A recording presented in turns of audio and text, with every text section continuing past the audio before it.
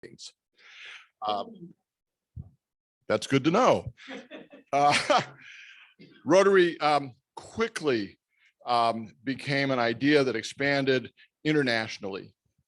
And so Michigan City happens to be one of the earliest Rotary clubs. We're just over 100 years old. But one of the advantages of when you're a member of the Michigan City Rotary Club, or when you become have an opportunity to join Rotary, you are a member of your local club. You're also a member of Rotary International.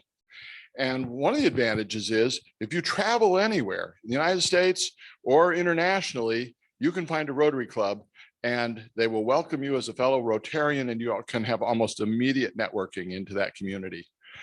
So it's a great way to advance your career and to develop networking no matter where you go. Our Michigan City Rotary Club, we have many service projects that we do. One of the little buckets of money up here are for eyeglasses that we collect money for children who are not able to afford eyeglasses. We have the little pig here is because we collect money that we buy the hams and turkeys that the Salvation Army gives out at Thanksgiving. We support, we have a scholarship program. As you're thinking about getting your money for school, you can shoot us a scholarship application. Help me out, Jim. What am I missing? A Boo at the Zoo. We support Boo at the Zoo. We have a garden at Friendship Gardens, and we are just about to restart a very successful program that we've had in the past called Strive, where we mentor one-on-one a Rotary member with a student who is first generation from their family to be intending to go into higher education. And so we do a lot of stuff, kind of quiet behind the scenes, but we do a lot of stuff in Michigan City. You heard us say our 4-way test, but our real ethic is service before self. And that's what it means to be a Rotarian, service before self. Did I miss anything? Did a good job. Thank you. My elevator speech. Okay, so as Sarge today, we run a little program. It's often a quiz. The intent is to collect money so for our programs. So you are exempt as guests. But the rest of these folks are going to need to cough up $1 or more when we do our quiz. So this is a 2-part quiz. It's Rotary joke time. But it's also, I'm going to mix it with Rotary questions about Rotary so that you guys can learn a little bit about Rotary as well. So I'm going to start with our engineer friend over here, if I can find the question I want to ask him. Where is it? I have a special question for Jim. All right. Engineer and Rotarian Oscar Bourget from the Rotary Club of Duluth, Minnesota, was annoyed at the inconsistency of a Rotary symbol, calling it an insult to engineering. How did Oscar fix the symbol?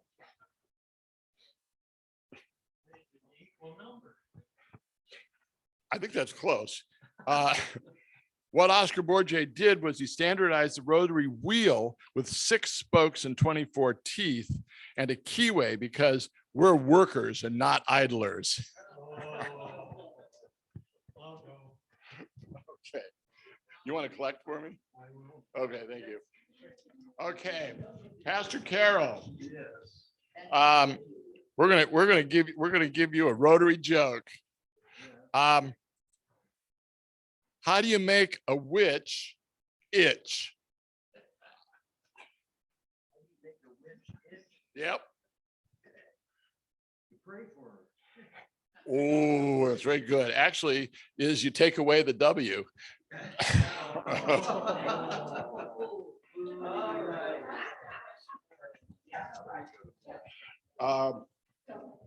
Okay, here we go. Long-term Rotarian. Men with Friends, the Blue Boys, the Conspirators, the Round Table. This sounds all like very current names. What do these names have in common? They all describe associations with charities. That's very close. But at the third meeting of the group in Chicago that would become the Rotary Club, each one of those names was considered as a name for Rotary. So instead of Rotary, we could be the Conspirators. I don't think that would fly today. That would not be such a good thing. So you're exempt from contribution, but I'm not going to let you get by without having a joke. So, why was the baby ghost sad?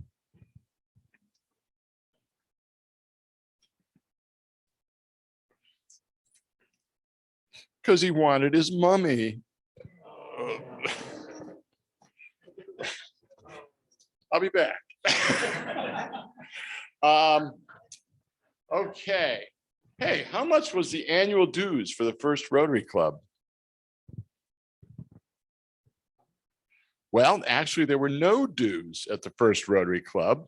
The group voted that there were no dues and all the club expenses would be paid from 50-cent fines. We barely increased. Okay. All right, joke or Rotary? Either one, okay.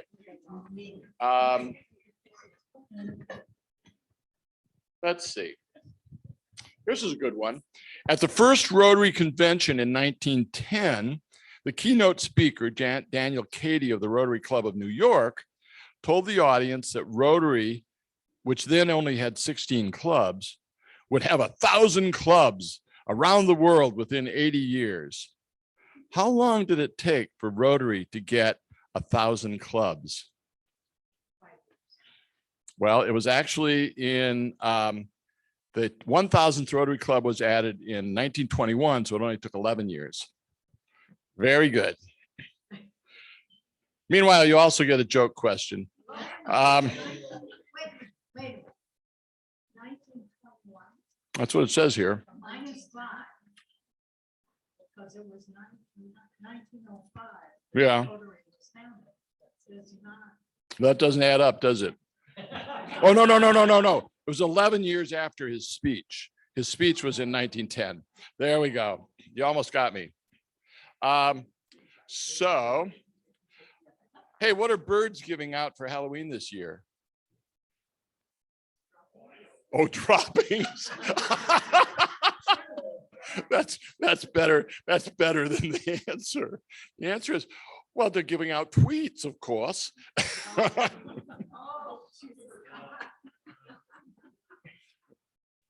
Okay, Mary Lake.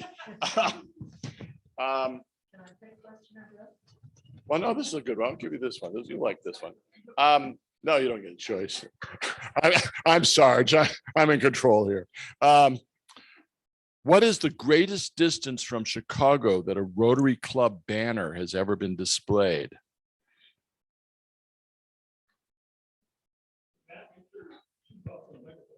Yeah. From Chicago? Yeah. I don't know, I'm guessing Tokyo, Japan. Actually, astronaut Frank Borman Oh. at the Rotary Club of the Space Center at Houston took a club banner on its orbit around the moon in Apollo 8. I know. I said distance. Trick question. Okay. How about this one? This one is for Susie, because I know you're going to know the answer to this one. In 1978, the Rotary Club of Duarte, California admitted 3 women, right? Okay. At the convention, at the Rotary Constitution, in contravention to the Rotary Constitution, how many Supreme Court justices voted for and how many justices opposed the final decision that decided the issue before the Supreme Court? It was. The Supreme Court in a 7-1 decision in 1987 agreed that clubs could admit women. There we go. You're welcome. And so what did the boy ghost say to the girl ghost? You sure are beautiful. All right. In what country was the first Rotary Club outside of the United States?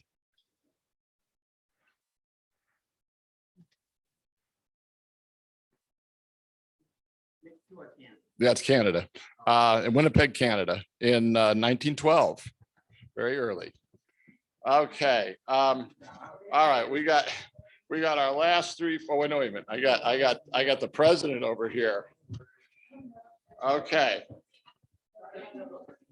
Oh, this is a good one. Since we're talking about club projects.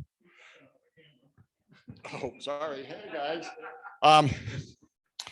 During the Great Depression, the Rotary Club of Muncie, Indiana, helped launch the Muncie Plan. What was it? No, this is during the Great Depression. The Muncie Plan. Provide jobs for more people in Muncie. Well, that's actually correct, but let's get to the specifics. The Muncie Rotary Club promoted home improvement to boost sales at struggling hardware stores and reduce the 80% unemployment rate among construction workers and tradesmen. The plan was very successful. All right, here we go. Our last couple of guys over here. Hey, what do ghosts serve for dessert? Ice cream. And all right, last but not least, why do witches fly around on broomsticks?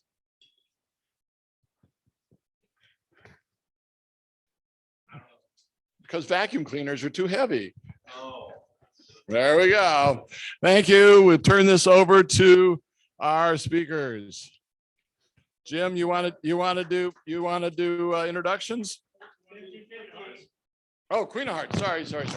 Oh my gosh, we're down to not so many here. Okay. All right, we're gonna this is a little game we play every week. It's kind of like if you pick the Queen of Hearts, if you have a ticket and you pick the Queen of Hearts and we call your ticket, you get to try to draw for the Queen of Hearts and then we split the pot. It's a mind wager. Okay, hold it. Last three digits. 509. 509. Who's got it? All right. Give me that Queen of Hearts. You bet, darling. Here we go. Can you see into my glasses? You got Yeah. it. And how much, Jimmy? I will let you know next week. Congratulations.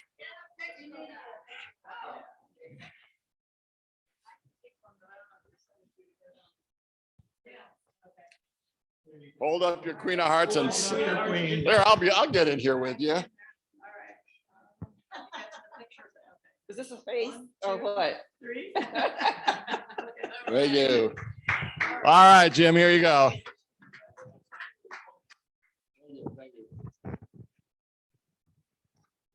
Okay, so today we have two of our, what I call retreads. There's two beautiful ladies. Were members of the club before. They kind of dropped out for a little bit, but now they've come back. So glad to have you back. Who's going first? I think Pat's gonna start. All right, Miss Harris, you have to have the microphone so they can hear you. Hello, everybody out there in Zoom land.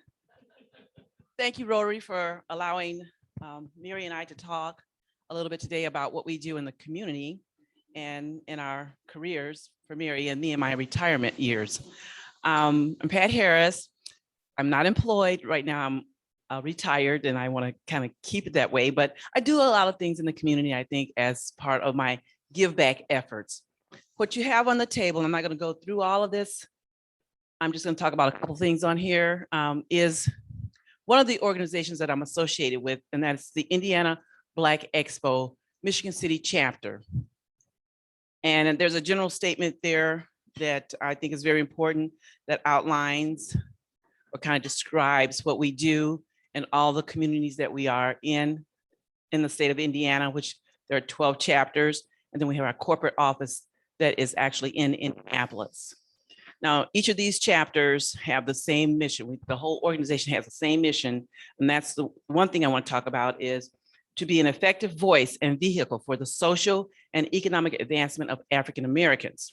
Now, we target African Americans, but the organization is totally inclusive of all ethnicities, genders, or whatever. It's not just only African Americans, but we do target because there is a need for help in our African American communities.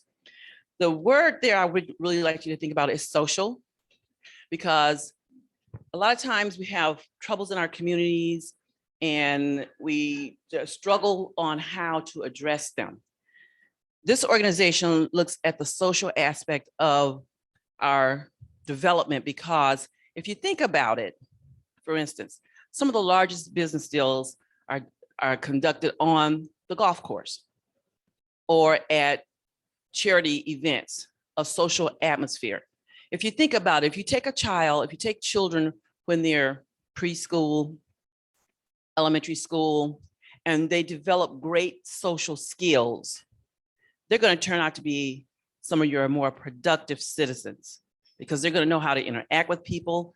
They're going to know how to do some conflict resolution. Not that they've been told this is conflict resolution, but just because they have conducted themselves in that activity throughout their lives, because they learn how to get along with people and how to accept differences. So that's one of the components of our mission statement that I think is very important. And when we do activities in the community, it's focused on doing things in a social environment to help develop those skills, but also it's a teaching opportunity or a learning experience. And the other thing I'd like you to kind of look at is the Juvenile Detention Alternative Initiative, community under community impact. In 2012, Indiana Black Expo conducted a statewide report, and it came back. It's called the State of Our Black Youth. We refer to it as SOBI, and it came back with a total of the state and how it's doing with our Black youth ages 10 to 17 years old. And then each chapter had their demographics and their reports broken out. Well, the Michigan City chapter showed a large disparity in the juvenile justice category. There were 5 categories that this report addressed.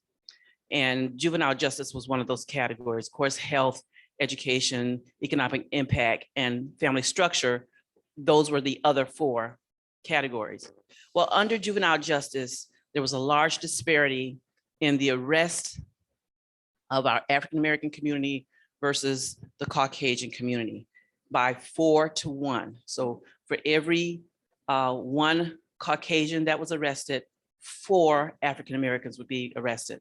So we got together, Indiana Black Expo, after that report was produced. We brought the whole state, all the chapters to Michigan City. We held what we call a statewide conference, conducted some strategic planning. We conducted that at that conference. And as a result of that plan, we decided to address that issue. We called a meeting. Our community leaders responded wonderfully. We had 33 community leaders attend our first meeting. I'm talking judges, prosecuting attorneys, kind of like what I'm leading into for Mary here, and school superintendents, business leaders. It was a wonderful turnout. The state sent their director for their juvenile justice program. They sent that person to that meeting, and she gave us a talk about what the program for turning around, helping us to turn around that number. And it's called JDI. That's the Juvenile Justice Juvenile Detention Alternative Initiative, we refer to it as JDI. And she introduced that to that group. And at the end of that meeting, it was a unanimous decision that LaPorte County would become a JDI designated county. And Judge Alavisos, it comes under his court. So he went to work and put the application in, and within a year, we got the status approved. And since then, we've been working on it, but it's still a struggle. And we're finding it a struggle because a lot of the programs that are out there do not target African Americans. They're great programs, and this program has done wonderful for our overall numbers in our community, but it hasn't had the impact on the African American community yet. And so one of the things Indiana Black Expo, Michigan City chapter is working on right now is trying to pull together a program that will intervene at the middle school level, because that's where the transition from being pretty good student, they get in the middle school and start to get with, kids that are a little bit more aggressive or progressive or whatever you want to call it. And they get, peer pressure takes them on a different path. So we're looking at programs to intervene at the middle school level with these youth. When you see at elementary, they were here, and now in middle school, they're starting to drop off. Those students are going to be pulled in to a program that we're thinking about calling it FOCUS, but stands for Forming Our Character Utilizing Sports. But we're not sure that we're going to go that way yet. But we're working on putting that program together. So just want to update you on that. There's information on there. If you have anything that you can help us with as far as information, services, you want to get involved as youth, that's wonderful. Just let us know. The contact information is on the bottom. And I thank you. And I'll just kind of go back and forth with Mary here. So,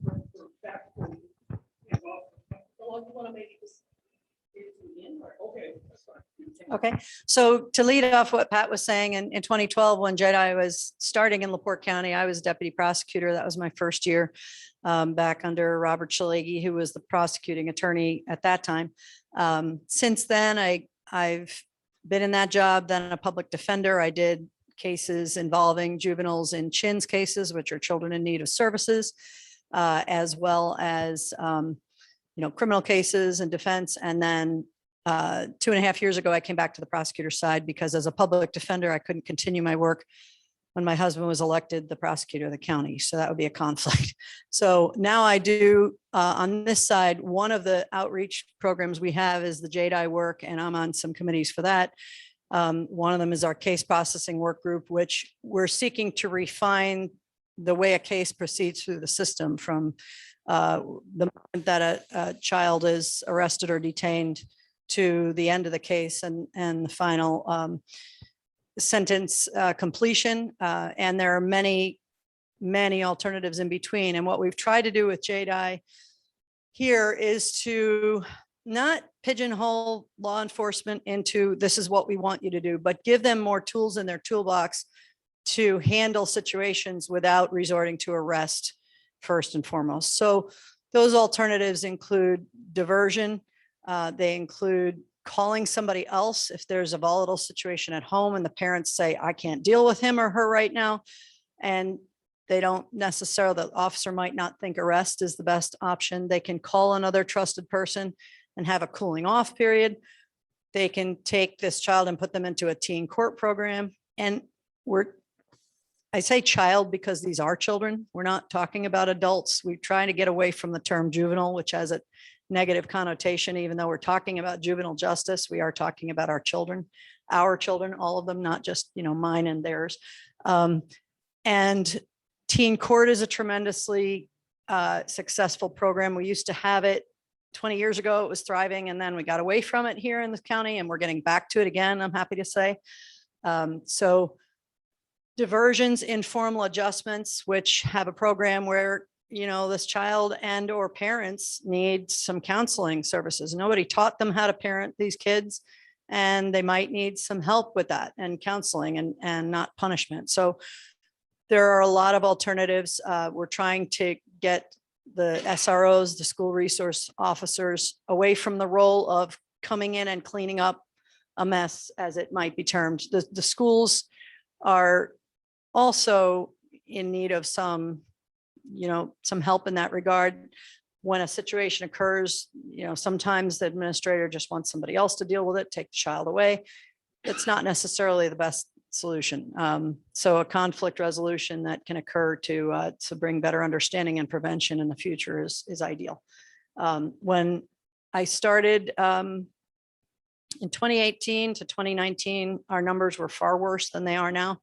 I think it was it 7-1, 7 Black youth for every 1 white youth were in our center and having criminal cases at the juvenile level. Now it's 2-1, 3-1. It's okay. It went down and then it came up a little bit, right? Yeah. So, and we have to see what effect COVID had on that, because there were fewer cases overall with COVID last year. Because people weren't in school. So most juvenile cases do originate, or a lot of them anyway, at the school level. So that made an impact on the numbers as well. But moving forward, we're just trying to increase a positive response to these kinds of cases rather than just a punitive one, and getting people the help they need to prevent cases going forward. That was one of the things that came out of JDI when the state representative came here, state director came here and talked to the group. She emphasized the studies that had been done on juvenile detention centers and the impact on those youth, that the detention was not effective. And that's nationally. These studies were done. And her name was Michelle Tennell. Mrs. Tennell was very, very direct in telling the group that, it's not effective. It's only effective for a small percent of the youth. Most of the youth are going to benefit by some alternative method of handling their situation. So that was really good. And I want to say I want to give kudos to our director, Erica Stallworth of the Juvenile Services Center. We've also gotten away from the term juvenile detention center, even though some people still use it by habit. It's a services center because half the children there are put in for shelter care or some emergency because they can't go home because there's an unsafe environment. They're not detained in any sense of the word. They're just there for their safety and because there's no other place to go. But Erica has done a tremendous job of making this center a home-like atmosphere and having books and play areas and other comforts of home for the children who have to reside there. So that's a great improvement for sure. And one other thing I want to mention, that our office, we're talking about this ARP money, the recovery from COVID, the federal money coming in.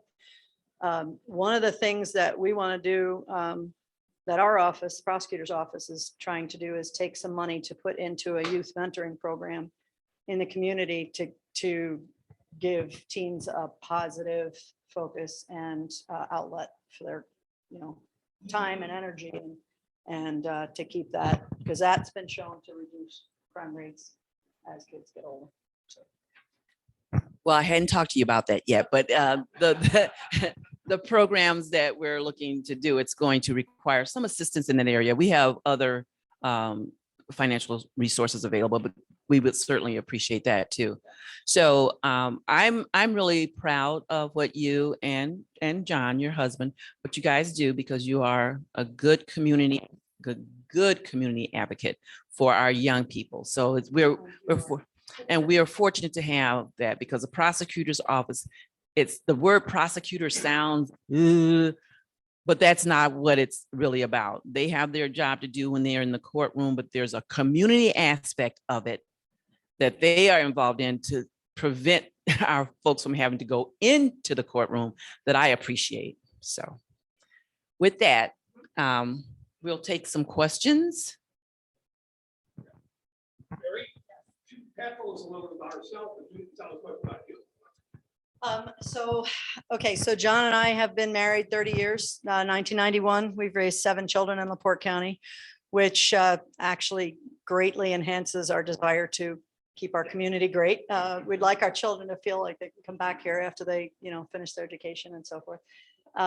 We have a grandchild and one on the way, and I've been practicing law for most of that time, but when the kids were younger, I devoted more time to raising them and part-time, and I've transitioned to full-time as they've aged. And I do juvenile justice. I'm on the child fatality review team, the sexual assault response team. I handle expungements for the office when consent is required under the statute, handle post-conviction relief cases, and media and community outreach. So wear a lot of hats. Yeah, yeah. That's right. Anybody else? Anybody online? Debbie, Don? Nope. No? I know, what a team. It's good Hey, teamwork. muscle. Thanks for having us. All right. Sorry, I missed the aspect of the SARS program. Okay. Well, I will do that for you. Okay. First of all, I'd like to say that those of you visiting today can see why Rotarians are who they are just based on these two people. Okay. I mean, they're excellent Rotarians. We're glad to have them in the club. In the meantime, we have some guests here from Marquette High School. So if you guys want to stand up, come to the front of the room, stand in front of the camera, wave to people, but grab the microphone and tell us a little bit about yourself, about your family, and your goals for the future.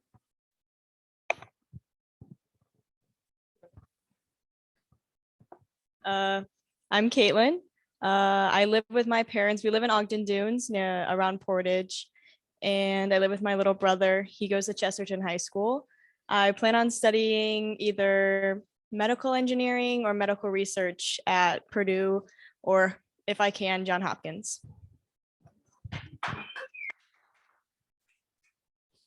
I'm Matthew Flanagan. I live in Long Beach with my parents. I hope to study at Purdue West Lafayette next fall. I hope to study something in business, probably accounting or finance.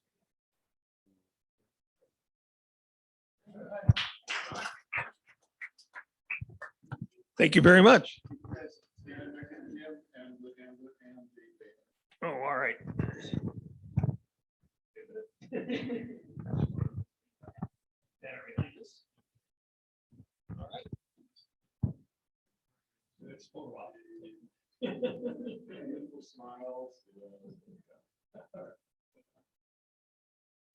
This will be sent around the world. So. We're gonna go buy it. All right, well, I want to say that next week we were supposed to meet at the Salvation Army, but somebody in this room changed the schedule around. So we're not going to be doing that. We'll be meeting back here. The original Strive luncheon, which was scheduled for next week, has been rescheduled to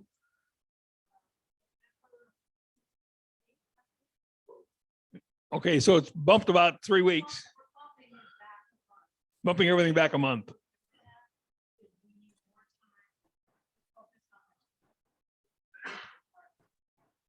Okay, Susie's saying that she did that so that we can focus more time on recruiting students for the program. So Jim, can you repeat into the microphone the date of the Strive luncheon? the described luncheon will be November 8th. So that's a Monday? Nope, guess that's not today. All right, hold on.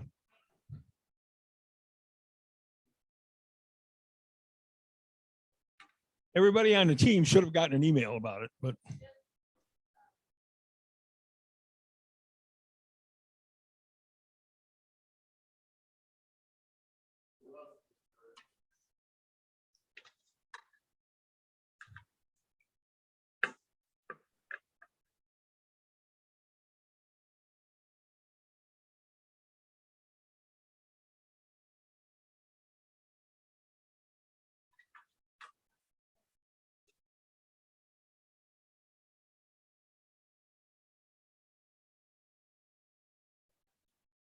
Okay, November 11th will be the dinner.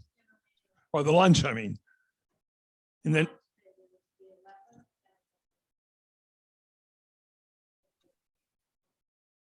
So the lunch is the 11th and the dinner is the 15th. Thank you.